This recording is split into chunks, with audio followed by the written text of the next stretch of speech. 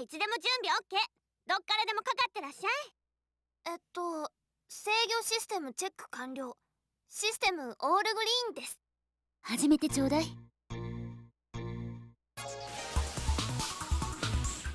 At first glance, you may think this is a pretty fair stretch for Bullet Heaven, and compared to everything we've taken a look at so far, it possibly is. But hear us out. WarTech Senko no Ronde is a game that blends one-on-one fighting and bullet hell shooting into an arena-based shooter that comes close to defying classification. Developed by G-Rev and originally seeing an arcade release on Naomi hardware in 2005, Senko no Ronde made its home debut on the Xbox 360 with dramatically better visuals and extra features a year later. In 2007, Ubisoft picked up the license and released the game with the Americanized WarTech moniker. So what gives? Is this actually a fighting game, or is it a shooter? Well, why not both? Let's dig a little deeper.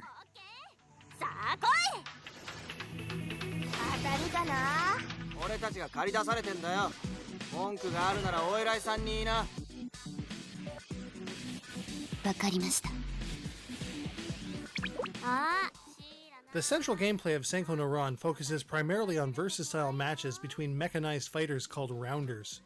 Combat takes place on a central plane within a circular arena.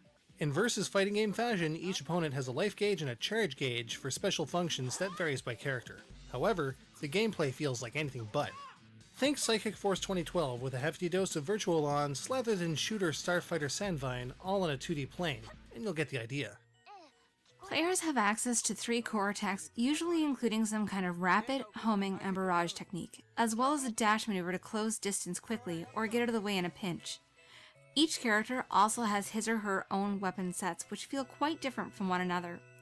When using any of these weapons, you will need to wait for them to rearm after a certain amount of use, much like in Virtual On. In the case of your barrage attack, a portion of your charge gauge in the corner will be used up in the process. Beyond the core weaponry, each character also has a few special techniques which require button combinations to use, which again resembles special moves in a fighting game.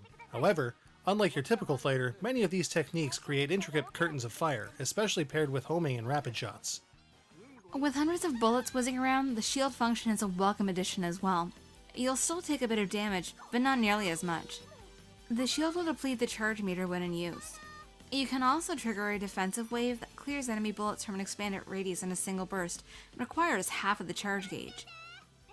Finally, there's what could be one of the coolest features in a game ever, Boss Mode. Instead of a traditional bomb stock, a player can activate a huge end-stage style craft and flood the screen with immense firepower. The length of time and the amount of armor Boss Mode has depends on how much of the charge gauge is full, and it's possible to recover life in this mode as well. But if a rounder's armor has dropped to Vanish status, the player can then trigger Final Boss Mode, which is even more powerful. However, if the final boss shell is defeated, the round is over.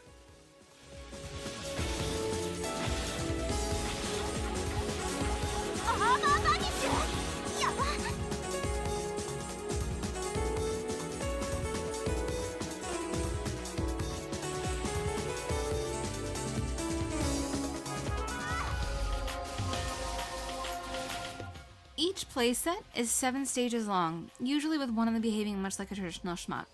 In these special stages, you can access boss mode. There are also multiple endings for each character as well, which adds to the replay value.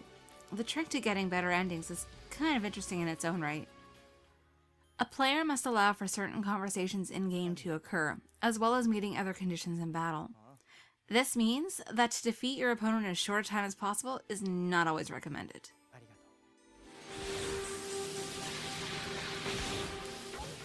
The gameplay in Senko no Ronde isn't without flaws though. Movement can feel sluggish and downright crippled in certain situations, and special moves can often be fudged up with finicky timing. Melee attacks are also a bit on the iffy side to pull off thanks to the sluggish control, and each rounder's relatively tiny hitbox. Computer opponents are often ungodly accurate when navigating even the most intense massive DANMAKU bullet swarms, which seems a bit cheap. On the whole though, it's still enjoyable to play if you're willing to get used to the controls and mechanics. In addition, Senko no Ronde also features 2-player and online versus modes for those looking to take it to an actual human opponent.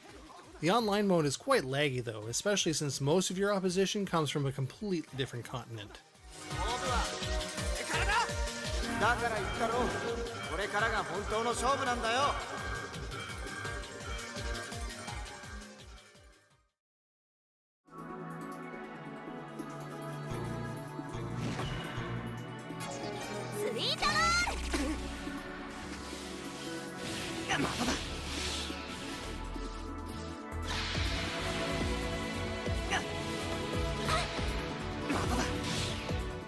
The core gameplay in Senko no Ronde is actually not scored in any sort of way. The main game is purely story driven. However, there is a score attack mode for high score seekers to sink their teeth into. When playing score attack mode, nothing about the actual game itself changes, save for the 2 credits you are given to continue without losing your score. After this, continuing will reduce your score to nothing. Points are given in-game based on the attacks used and the amount of hits your opponent receives. Destroying boss shells also makes for a decent score bonus. After each round, the time in which you won the battle and the amount of life you have left contribute to an end stage bonus.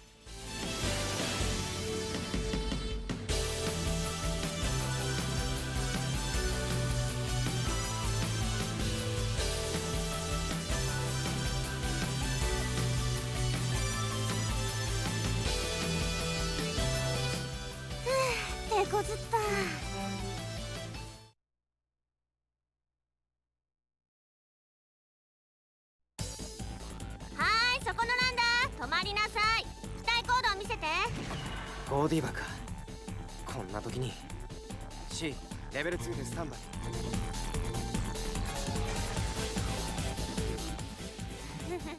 There's an awful lot to Senko no Ronde's presentation, so much in fact that there are literally pages upon pages of history available in the game for you to read up on, in regards to the event that took place before the events of the game. The short of it is, there was a catastrophe that led to the human race escaping the Earth and making their way into space. 6 years after a terrorist group bombed the Aria Federation's capital, the mastermind behind the attack has begun a plot to steal and use Aria's new superweapon. The story is a bit hard to follow at times, but it's pretty engrossing. Most of the plot progression takes place in battle though, and while the conversations are subtitled, it often detracts from the action on screen. The visuals are very solid with sharp, smooth 3D ships and backgrounds, not to mention incredible lighting, especially when there's smoke from missiles or explosives being lit up in real time by lasers and other explosions. Very cool stuff. The character design is clean and strong overall, but is a bit iffy at times as evidenced by the overamped cross-dressing Suilan. The 2D images all look great in HD. There's also an option to play the game with the original character portraits in battle as well. Finally, on the sound front, the use of jazzy tunes and driving techno makes the soundtrack diverse and interesting to listen to, and the fact that 99% of the soundtrack is really good doesn't hurt.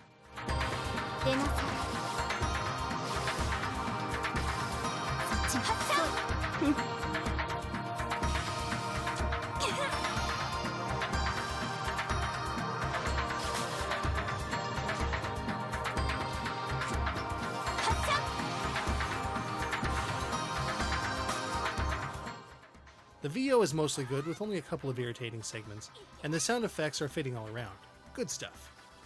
So how does this crazy hybrid stack up? Let's take a look.